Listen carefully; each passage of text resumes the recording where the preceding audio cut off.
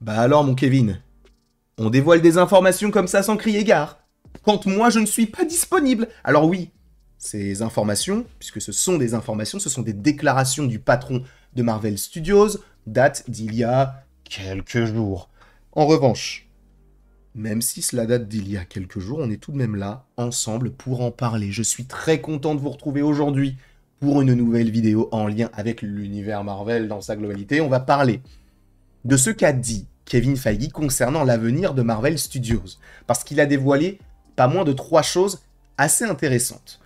Certaines choses qu'on savait déjà, mais une par rapport à laquelle on va s'attarder, parce que c'est nécessaire de s'attarder dessus, parce que c'est très bizarre. Mais sachez qu'afin de regarder cette vidéo dans les meilleures conditions, en réalité il n'y a pas vraiment de spoil, parce que avant tout, Kevin Feige, avant d'être eh bien, le patron de Marvel Studios, c'est un producteur. Et un producteur n'a aucun intérêt à spoiler ses propres films, parce que le but d'un producteur, c'est de récupérer de l'argent ici, là, de le mettre dans un film, et de récupérer beaucoup d'argent dans ce film-là, rembourser des parties, et lui, et avoir beaucoup d'argent. Le but d'un producteur, c'est d'avoir de l'argent. Donc, le fait de spoiler quoi que ce soit ne va pas dans son sens, parce que peut-être que ça gâcherait d'une certaine manière la chose, sachant que spoiler vient de gâcher.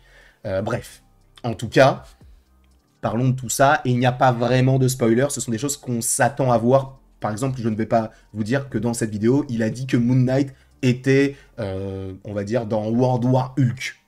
Non, ce n'est pas ça du tout. Et c'est pourquoi on va en parler dès maintenant, parce que Kevin Feige a dit que les X-Men seraient importants dans l'avenir du MCU après les événements d'Avengers The Secret Wars. Et ça, dans un premier temps, c'est extrêmement intéressant à souligner, et vous voyez notamment ce qui va arriver après, c'est là où on va passer un petit peu plus de temps, c'est que on sait que la multiverse saga, et on en a déjà fait une vidéo, je crois, ou peut-être pas, je m'en souviens plus, j'ai fait tellement de vidéos, mais je sais que Marvel Studios en a marre, oui, on l'a déjà fait, mais en gros, le studio en a marre du multivers. Ils veulent passer à autre chose, et ils ont compris que la phase 4, la phase 5 et potentiellement la phase 6 ne vont pas forcément hyper les gens. Ah, disons que ça a hypé sur certains projets, mais la plupart des projets n'ont pas trouvé leur public. Même s'il y a eu de très bons films comme Black Panther Wakanda Forever, on a eu Eternals, on a eu Doctor Strange 2, on a eu, évidemment, pour moi, le meilleur film du MCU, Les Gardiens de la Galaxie Volume 3. D'ailleurs, dans les commentaires, n'hésitez pas à mettre quel est votre GOAT des films du MCU. Pour moi, c'est Les Gardiens de la Galaxie Volume 3.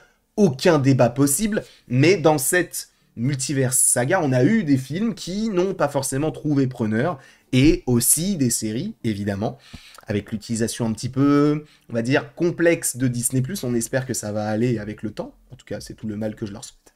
Mais, justement, ils en ont marre du multivers, ils veulent passer à autre chose. Et qu'est-ce qu'il y a après le multivers? Sachez que lorsqu'on avait l'Infinity Saga, on se posait la question de mais est-ce qu'après Avengers Endgame, c'est terminé? Force est de constater que non, ce n'est évidemment pas terminé. Et est-ce que ce sera terminé après la multiverse saga?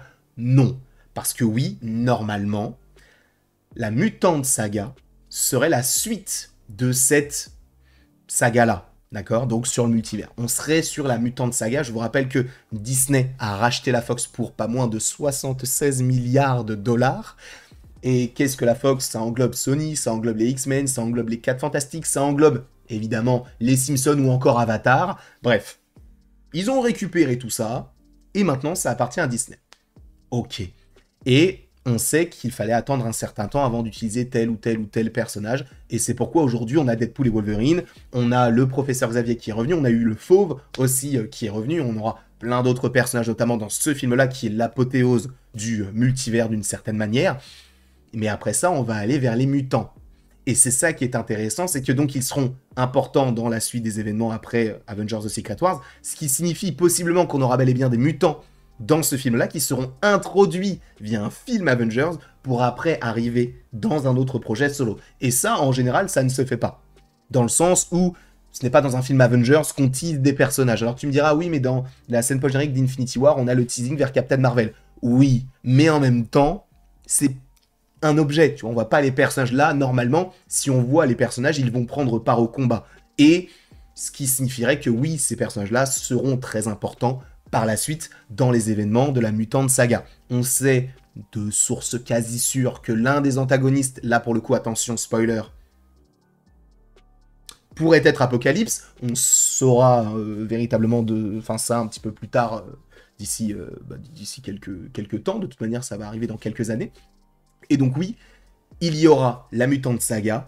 Normalement, les mutants devraient avoir leur film, donc les X-Men. On sait qu'il y aura un film sur Scarlet Witch qui, dans certains comics, est une mutante. Et normalement, du côté du MCU, on t'a teasé ça pour te faire comprendre qu'il y avait une mutation en elle et que quelque chose a réveillé son gène mutant, comme ça avait été le cas pour Miss Marvel, comme ça avait été le cas pour Namor. Bref, plusieurs mutants sont là et vont avoir leur projet solo. Peut-être qu'il y aura une série sur Gambit, un film sur Cyclope, une trilogie sur Tornade, je n'en sais rien. Mais en tout cas, oui, la Mutant Saga arrive et on aura beaucoup de projets en lien avec les mutants, les X-Men.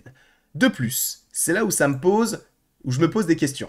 Kevin Feige a parlé de Miles Morales. Et en gros, il a fait comprendre que Miles Morales, oui, apparaîtra dans le 3e film Spider-Verse. Alors non, ça ne fait pas référence à un Spider-Man live action. Il parle de Beyond the Spider-Verse. Je ne sais pas s'il a le droit de mentionner le nom, parce que vu que c'est Sony, je pense qu'il ne veut pas forcément trop leur faire de la pub, mais il le confirme que oui, de toute façon, il sera dans le film, puisque c'est lui le personnage principal. Et il précise qu'il est en production, et il espère que shortly after that, donc peu de temps après cela, il pourrait entrer dans le MCU dans un film live action. Alors ça, je me dis, c'est génial, évidemment. De toute manière, on s'attend à un moment donné d'avoir Miles Morales, et notamment par rapport à ce projet, puisque je vous rappelle que la première fois, ou l'une des premières fois qu'on voit Miles Morales, c'est avec le multivers, et quoi de mieux qu'un Secret Wars pour justement amorcer un petit peu le côté de « Ah bah, il y a plusieurs Spider-Man différents, ou Spider-Woman différentes, dans le multivers », ça paraît logique. Et justement, par rapport à ça, dites-vous bien qu'il est donc possible, Kevin Feige annonce ça, tease ça, que Miles Morales puisse, d'une certaine manière, arriver dans le MCU. Je vous rappelle quand même, et on va encore parler des droits, mais Miles Morales, normalement, appartient à Sony, pas à Disney. Donc, est-ce qu'il y aurait possiblement l'envie de développer, imaginez qu'on ait la trilogie Peter Parker, ok, cool, mais imaginez qu'on ait à nouveau des films live action sur Miles Morales. Ça pourrait être cool, du côté du MCU. Parce que je pense que le Peter Parker de l'univers de Sony viendra via ce film-là. Ils vont se servir de ce film pour récupérer un personnage, pour le mettre dans leur nouvel univers. Voilà. Est-ce que ce sera Andrew Garfield? Bon, je pense que oui, mais ça, on verra. Quand ce sera le cas, peut-être que ce ne sera... C'est même pas imaginé, je n'en sais rien, c'est juste mon idée par rapport à ça. Je pense que oui, Andrew Garfield sera réintroduit dans l'univers de Sony via le film de Secret Wars. Peut-être, hein. On ne sait pas, sachant qu'il n'arrive pas vraiment à trouver sa place dans l'univers dans lequel il est. Donc peut-être qu'il va changer d'univers, j'en sais rien. Mais en tout cas, pour Miles Morales, moi, ce qui m'intrigue, c'est que c'est le patron de Marvel Studios, donc du côté de Disney, qui dit qu'on va utiliser, en tout cas qu'il espère utiliser, peu après la fin de la trilogie, de Across, Into, tout ça, Spider-Verse, de récupérer le personnage pour le mettre dans le MCU. Mais comment se fait-il? Enfin, comment se fait? C'est parce que c'est pas possible, puisqu'il appartient à Sony, donc il va forcément y avoir des discussions. Est-ce que Sony et Disney vont encore continuer à essayer de faire des connexions, ou plutôt Sony essayer de faire des connexions avec Disney? J'en sais rien. Mais voilà. Sachant qu'on va terminer cela avec Scarlet Witch, parce que Kevin Feige a parlé du futur de Scarlet Witch en disant « Tout ce que je peux dire, c'est que nous sommes excités à l'idée de savoir quand et comment elle reviendra. » Sachant qu'il a aussi dit, alors c'est pas forcément écrit ici, mais il a aussi dit que, en gros, il espérait revoir les Éternels. Mais il ne sait pas quand. Parce que je vous rappelle quand même que Eternals 2 était prévu et qu'il a été annulé par rapport au succès pauvre du film. Et justement, on sait qu'ils reviendront, mais lui-même dit qu'il espère qu'ils reviendront, mais quand? Bah écoutez, on verra. Et c'est la même chose pour Scarlet Witch, alors sachez que le quand et le comment, je pense que cela pourrait arriver pour 2026. J'ai une nouvelle idée, et je vous en avais déjà parlé dans diverses vidéos, mais je pense sincèrement que le film fin d'année 2026 pourrait ne pas être un film Doctor Strange, mais un film sur les Young Avengers.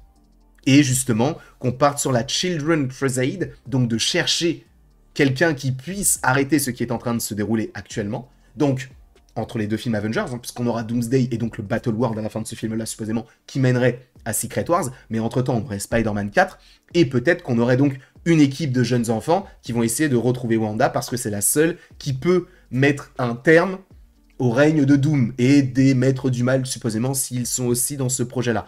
Je ne sais pas.